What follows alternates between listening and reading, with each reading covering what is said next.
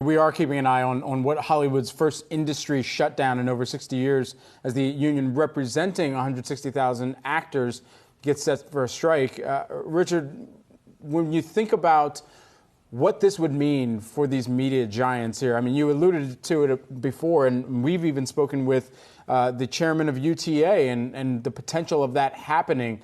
Just the significance, but also what type of knock on production, as you had already mentioned, that the content engine is sputtering. How much more difficult would that make it in this near term for Disney to set itself up for that next leg of growth on a lack of content and the absence of some of the actors?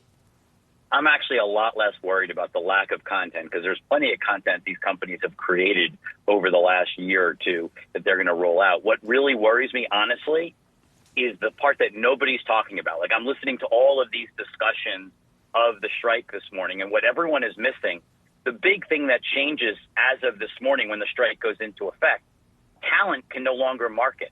So you won't see Tom Cruise promoting Mission Impossible. You won't see the Barbie movie talent promoting the movie anymore. All of that promotional with actors and actresses all over the world for these U.S. films, all of that stopped. And I think that promotional push, seeing them interviewed, seeing them talk about their films, being in the press, being visible, that sort of marketing benefit you get, I think that's a big loss for titles that are going to be coming out over the next few months while the strike goes on. Sure, production schedules will get delayed and disrupted when things were supposed to come out in 24, but the near-term impact is not being able to market right now. That's a big problem for these studios, and nobody is talking about that risk right now. Yeah, I mean, I think Barbie will be okay at this point, but probably some of those others, to your point, that are coming out in the next few months. Finally, I want to ask you about what Iger said about the strike. This is the guy who's supposed to be on the side of the creators, right? He is supposed to be the creator's friend. And yet, what he said about the writer's strike did not sound so friendly to me when he talked about that the writers and actors in these unions are not being realistic. What do you make of those comments? Look, the industry is changing. Everybody knows it. You know, we're doing this online, right? This is a streaming broadcast, right? There is no doubt that the industry of how content reaches the consumer is changing, and talent and how talent is compensated needs to change. But, you know, the reality is, fighting the technology shifts, fighting things like AI, fighting streaming.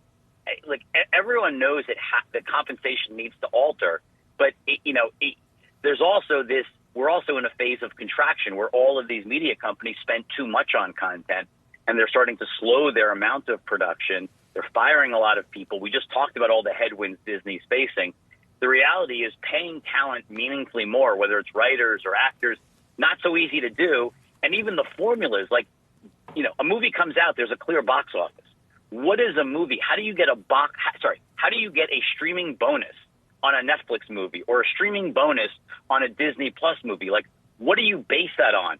Number of subscribers it brings on, how many subscribers don't churn, like the price increases that you're able to do a year later because that content was good. Mm-hmm. The value of an individual piece of content in streaming is much harder to delineate than it was in the old world, where you had things like ratings, like overnight ratings or box office specific numbers for that title.